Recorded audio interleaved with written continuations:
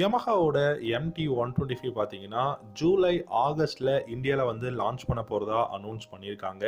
So இந்த Yamahaவோட MT-125, MT-15ஓட டிசைன்ல தான் லான்ச் பண்ண போறாங்க. இன்ஜின் பிளாட்ஃபார்ம் எல்லாமே சேமா தான் இருக்க போகுது. 125 சிசி அப்படிங்கிறதுனால பிரைஸ் ரொம்பவே வந்து கம்மி பண்ணியிருக்காங்க. அது மட்டும் இல்லாம பிரைஸ் கம்மி பண்ணி இருந்தாலும் பில்டு குவாலிட்டியா இருக்கட்டும், இருக்கக்கூடிய கான்ஃபிகரேஷன்ஸா இருக்கட்டும், நியூ டெக்னாலஜியா இருக்கட்டும் எல்லாமே பெஸ்ட்டா குடுத்திருக்காங்க அப்படிங்கிறது தான். ஸோ என்ன மாதிரியான கான்ஃபிகரேஷன்ல என்ன பிரைஸ்ல MT-125 இந்த வருஷம் எதிர்பார்க்கலாம் அப்படிங்கிறத நம்ம இந்த வீடியோல கொஞ்சம் டீடைல்டா பார்க்கலாம். உங்களுக்கு Yamahaவோட எந்த பைக் ரொம்ப பிடிக்கும் அப்படிங்கிறத காமெண்ட் செக்ஷன்ல காமெண்ட் பண்ணுங்க. இந்த வீடியோ பிடிச்சிருந்தா லைக் பண்ணிக்கோங்க, நம்ம சேனலையும் சப்ஸ்கிரைப் பண்ணிக்கோங்க. Yamaha பார்த்தீங்கன்னா இந்த 2024ல நிறைய இன்ட்ரெஸ்டிங்கான பைக்ஸ் வந்து லான்ச் பண்ண போறாங்க. அது ஸ்கிராம்ப்ளர், க்ரூசர்ல இருந்து நமக்கு அட்வென்ச்சர் பைக்ஸ்ல இருந்து நிறைய செக்மெண்ட்ஸ்ல பைக் லான்ச் பண்ண போறாங்க. கண்டிப்பா என்ட்ரி லெவல் பைக்ஸும் லான்ச் பண்ண போறாங்க. அதுல நம்ம எல்லாரும் ரொம்ப வருஷமா எதிர்பார்த்துட்டு இருந்த MT-125 அப்படிங்கிற இந்த ஒரு பைக்கும் இருக்கு. இந்த பைக் பாத்தீங்கன்னா MT-15ஓட சேம் டிசைன்ல தான் இருக்க போகுது. நம்ம எல்லாருக்கும் நல்லா தெரியும் MT-15ஓட இன்ஜின் பிளாட்ஃபார்ம் R15ஓட பிளாட்ஃபார்ம்ல இருந்து தான் பில்ட் பண்ணிருக்காங்க. சோ அப்படி பார்க்கும்போது MT-125யும் R15 பிளாட்ஃபார்ம்ல இருந்து தான் வரப்போகுது. இந்த பைக்கோட பிரைஸ் அரௌண்ட் 1,25,000ல இருந்து 1,35,000 எக்ஸ்ஷோரூம் பிரைஸ் வந்து வரைக்கும் இருக்க போகுது. மூணு கலர்ல தாங்க லான்ச் ஆக போகுது. Icon blue, tech black and ice blue vermilion அப்படின்னு சொல்லிட்டு கிட்டத்தட்ட ஒரு 3 கலர்ஸ்ல தான் இந்த MT-125 அவைலபிளா இருக்க போகுது.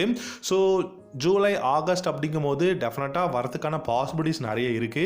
இந்த பைக்கை பொறுத்த வரைக்கும் 124cc single cylinder liquid cooled 4-stroke 4 valve SOHC engine தான் யூஸ் பண்ணியிருக்காங்க.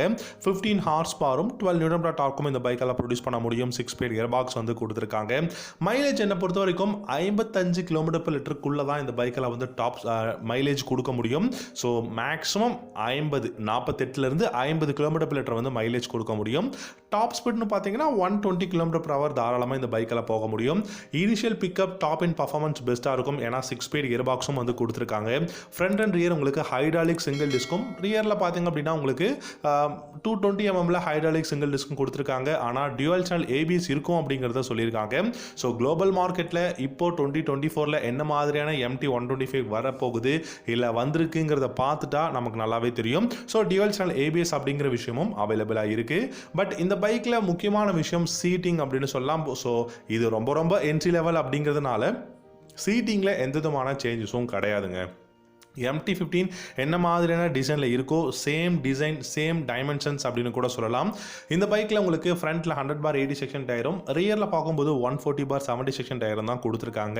17 inch alloy wheel, tubeless radial tyre தான் யூஸ் பண்ணியிருக்காங்க. பில்லியனுக்கு கிராப் ரைல்ஸாக இருக்கட்டும் இல்லாட்டி ஸ்டெப் அப் சீட் எல்லாமே பெஸ்ட்டாக இருக்குது. டிஜிட்டல் இன்ஸ்ட்ருமெண்ட் கிளஸ்டர் பார்த்தாலே தெரியும் எவ்வளோ பியூட்டிஃபுல்லான கிளஸ்டர் அப்படின்னு சொல்லிட்டு ப்ளூடூத் கனெக்ஷனோட அவைலபிளாக இருக்குது. பில்டு குவாலிட்டி அப்படின்னு பார்க்கும்போது MT-15 இப்போ என்ன மாதிரியான பில்டு குவாலிட்டியில் இருக்கோ அதே பில்டு குவாலிட்டி தான் இருக்க போகுது. ஸ்போர்ட்டியான delta box frame, aluminium spring arm, modern and aggressive body design mark வந்து இருக்க போகுது. அசிஸ்டன்ட் ஸ்லிப்பர் கிளச்சும் இருக்கிறது ஒரு பெஸ்டான விஷயமா இருக்கு. மேபி BS7 ஏதாவது கொண்டு வந்தாங்க அப்படிங்கும்போது BS7ல இந்த பைக் வந்து லான்ச் ஆகும். அப்படி இல்லைனா BS6ஓட எமிஷன் நார்ம்ஸ் படி தான் இந்த பைக் இந்தியாவில் வந்து லான்ச் ஆகும் அப்படிங்கிறது தான். ஸோ என்னை பொறுத்த வரைக்கும் இந்த பைக்கோட lighting section by functional LED head lamps, LED tail lamps, LED indicators தான் யூஸ் பண்ணியிருக்காங்க. இந்த பைக் லான்ச் ஆச்சு அப்படின்னா MT-15 வெர்ஷன் 3ல நமக்கு டிசைன் சேஞ்சஸ் வந்து எதிர்பார்க்கலாம் அப்படிங்கிறத சொல்லியிருக்காங்க. ஏன்னா இப்போ இருக்கக்கூடிய MT-15 வெர்ஷன் 2ஓட டிசைன் MT-125க்கும் நியூ டிசைன், ஸோ 2024ல டிசைன் சேஞ்சஸ் கொண்டு வருவாங்க அப்படின்னு எதிர்பார்ப்பு இருக்கு.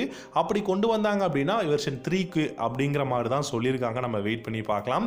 இந்த பைக் இந்தியாவில் பார்க்கும்போது டியூக் 125க்கு ரைவலாக கண்டிப்பாக இருக்கும்.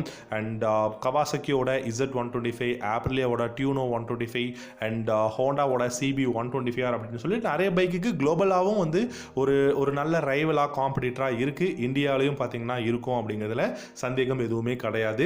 ரீசெண்டாக R3 MT-03 லாஸ்ட் மந்த் இந்தியாவில் லான்ச் பண்ணாங்க. அதுவும் ஒரு பெஸ்ட்டான பைக் தான், இல்லைன்னு சொல்லலை. பட் ப்ரைஸ் அதிகமாக இருக்குங்கிறதுனால ஒரு நல்ல அஃபோர்டபுள் ப்ரைஸுக்கு ஒரு பெஸ்ட்டான பைக் இந்தியாவில் லான்ச் ஆகணும், சீக்கிரமாக லான்ச் ஆகணும் அப்படிங்கிறதுக்காக MT-125 லான்ச் ஆகிறதுக்கு நிறையவே பாசிபிலிட்டிஸ் இருக்குது.